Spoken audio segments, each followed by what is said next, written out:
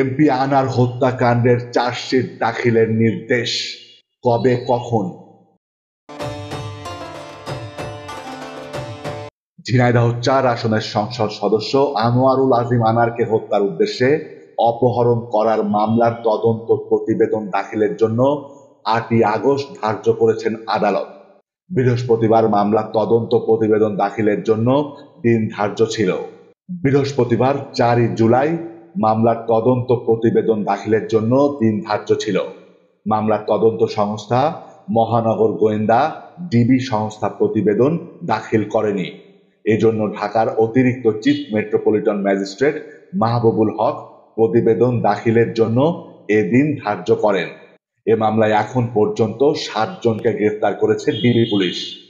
তারা হলেন সৈয়দ আমানুল্লাহ আমান ওরফে শিমুল ভুইয়া, ফয়সাল আলী সাজি ওরফে তানভীর ভুইয়া, শিলিস্তি রহমান, ঝিনাইদহ জেলা আওয়ামী লীগের ত্রাণ ও সমাজ কল্যাণ সম্পাদক কাজী কামাল আহমেদ বাবু ওরফে গ্যাস বাবু, মোস্তাফিজুর রহমান ও ফয়সাল আলীকে গ্রেফতার করে ডিবি পুলিশ।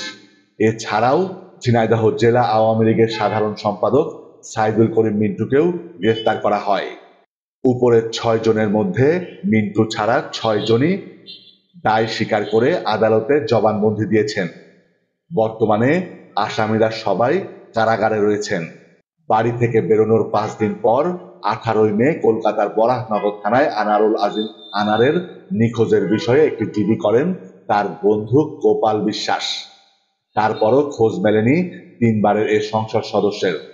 ২২শে মে হঠাৎ খবর ছড়ায় কলকাতার পার্শ্ববর্তী নিউ টাউন এলাকায় সঞ্জীবা গার্ডেন্স নামে একটি আবাসিক ভবনের ৫৬ নম্বর রুমে আনোয়ারুল আজিম খুন হয়েছেন। ঘরের ভেতর পাওয়া যায় রক্তের ছাপ, তবে ঘরে মেলেনি মরদেহ।